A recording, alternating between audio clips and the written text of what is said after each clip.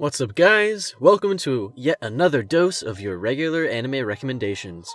Before we can move on to list, I want you to know that the following anime are a little underrated, so you can be sure that there'll be at least one or two that you haven't watched yet, even if you are a veteran.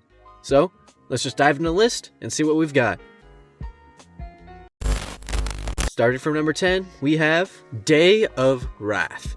A group of officials just suddenly decided to slaughter an entire city, believing that they are doing the right thing. That was back in the year 1945. Time lapse to the present day. The main character, Ren Fuji, is forced to spend his days in a hospital. Why? It's because of a certain incident that took place 2 months ago. He got into an epic battle to the death with his friend. Both of them almost killed each other. Friends really be at each other's throats these days, aren't they? Anyways, the problem here is a dream. The main character dreams of somebody's death every night, and later he finds out that it isn't just a dream. Real people are actually dying every night. I know that some people don't like, or rather despise this anime, but if you ask me, it's pretty good anime. Just don't watch it with the eyes of a critic. Number 9. Bloodivores. The main plot of this anime isn't all that different from our day-to-day reality. 60 years ago, a strange kind of insomnia struck the world. It was so bad that the people would have to stay awake for weeks. And of course, unless you use that time to watch anime, a little sleep deprivation like that can lead to some phenomenal mental breakdowns. The people go insane and somehow become vampires. Wait, just a sec here guys, I think we got the golden nugget here. Wanna be a vampire? Just don't sleep. So, the world is in shackles because of the strange insomnia that makes people become vampires. The population is in high need of a cure. And in these times of despair, the main character, Mi-Lu, is born from a human and a vampire. But will he be able to connect the humans and the vampires, just like his parents connected each other? Number 8. Magical Warfare. One summer morning, a diligent high school student named Takashi Nanase realizes that everything he knew was only a fraction of the actual truth. This is what happens. As Takashi is on his way to his usual kendo practice, he comes across an unconscious girl wearing a strange uniform. He saves her, and in turn, the moment she wakes up, she decides to turn Takashi into a magic user. This instant opens Takashi's eyes to a world that he hadn't known about before. A world full of magic users. Now that he knows about magic and the magic users, Takashi has to learn to coexist with humans, and also attend a magic university in order to become stronger, together with the other magic users, and ultimately prevent the happening of the Second Great Magic War. Number 7. 18if. Well then, time to do some imagining. Let's say you wake up in an unusual bedroom, and in a totally unfamiliar place. An older woman appears, and she says she wants to take you for who knows what reason. I don't think many of us would mind that situation. Now, let's revert back to the anime. A teenager named Haruto wakes up in a strange bedroom and realizes that there's an odd app on his phone. The curiosity gets the better of him, and he runs the app. A mysterious woman appears out of nowhere and tries to take him with her to a different realm. At this point, Haruto is totally clueless about what's happening. A white-haired beautiful girl pops up and helps Haruto escape from the mysterious woman. She also tells Haruto that woman is a witch. Just like that, the conversation ends. Later, Haruto goes to the realm once again, only to get saved by the white-haired girl all over again. Seems like this one could take a while to explain. Let's just say that this anime is a little bit about the popular Sleeping Beauty syndrome, and there's a bunch of short stories throughout the entire season. Number 6. Fate Extra Last Encore. Alright, so this one takes place a long time after the story of Fate Stay Night, but in an alternate universe. And it mostly depends on the fans, whether they want to consider it canon or not. If you're familiar with the Fate Stay Night, then you shouldn't miss out on this one. The story takes place in an artificial high school, and that's exactly where the next Holy Grail War is supposed to take place. The protagonist is Hakuno Kishinami. He awakens drenched in his own blood, but refuses to die. What drives him are some unknown feelings of hate. While escaping from a pursuer, he finds a crimson blade somewhere in the ground. He pulls it out, and by doing that he summons his own loyal servant named Saber. She destroys the pursuer in an instant. Now that Hakuno has a servant, his ascent to the moon's cell's core begins. There, he hopes to discover the secrets of this artificial world that he's in.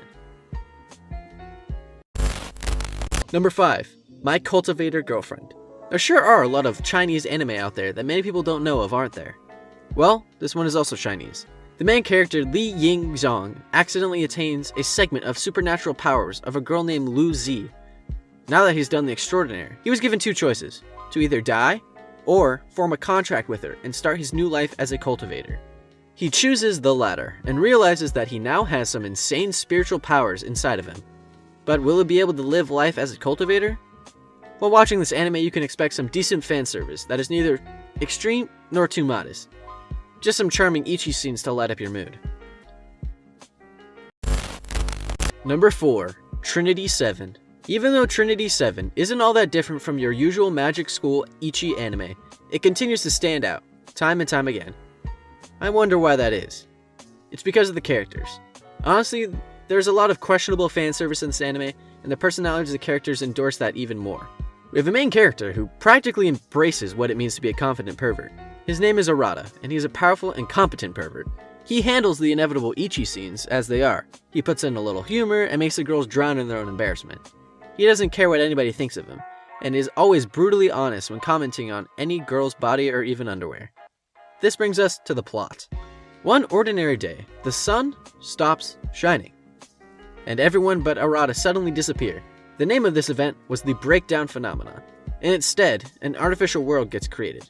All these events follow up to a certain point where Arata is given two choices: to either hand over the book that reconstructed the world, or die.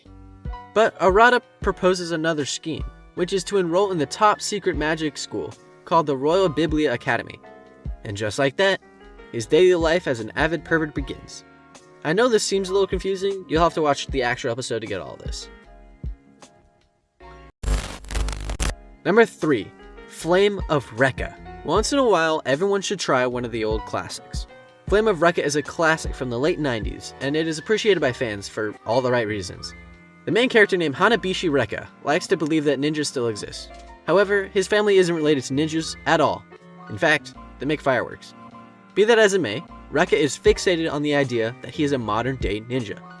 At one instance, he even makes an announcement that if anyone can beat him, he will become their servant. Ever since that day, he's been getting into countless fights. Till now, the anime seems like a story of a guy who pretends to be a ninja and fight people. But it turns out that might not actually be the case. One day, Recca crosses paths with a kind girl who can heal any wound. After making her his acquaintance, Recca comes across a rather shocking realization about himself. He is the last surviving member of a legendary ninja clan that was wiped out centuries ago. If that weren't surprising enough, he has the ability to control fire at will. With this subtle realization, Recca ventures off to live his new life as an actual ninja. Believe me guys, anime used to be a lot more intense and epic back in the 90s. Sure, the art style may not have been the best there is, but even so, the hype is real. Number 2. Kekkei Sensen. In New York City, a gate suddenly appears out of nowhere and connects the Earth with another realm called Beyond. As a result of this event, monsters and humans started living in a civilization called Hell Salem's Lot. But that wasn't all that happened because of the phenomenon. A boy named Leonardo Watch somehow attains the all-seeing eyes of the gods. Even though he never wished for them or wanted them, he still somehow got those eyes. And the moment he got those eyes, a ransom was taken from him. A ransom that happened to be the eyes of his sister. Now that 3 years have passed, Leonardo returns to the place that started it all, in the hopes of unveiling the secrets of his eyes and discovering a way to bring his sister's sight back.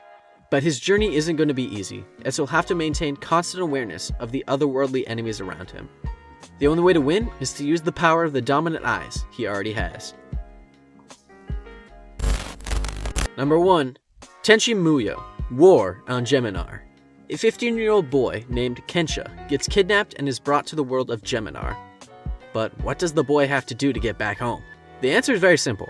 He has to kill. To be more precise, he has to kill the newly crowned Empress of the Shratu Empire, using a giant mecha. During one of the encounters, the Empress takes an interest in the abilities of a certain pilot without knowing who that pilot is. She demands to capture the pilot, only to find out that he is not a girl. And because a male pilot isn't a thing in Geminar, the Empress decides that it would be a waste to kill this guy. Instead, she makes him her very own assistant, without knowing that he came from another world to kill her. The Empress even makes him start attending an academy where pilots hone their skills. All that aside, Kenshi is unaware of a lot of stuff in this unfamiliar world. If a war were to break out, what would a 15-year-old do? There you go guys, the list ends here. I'm sure that you found at least one anime that you didn't know before. But if you didn't, then my friend, I hereby declare you my senpai. If you're new to the channel, then smash that subscribe button. You can expect to get similar recommendations in the next episode of Dragon Ball Z, Anime Sensei. Other than that, you guys know the drill. Like, comment, then wash your hands. Well then, see you on my next video.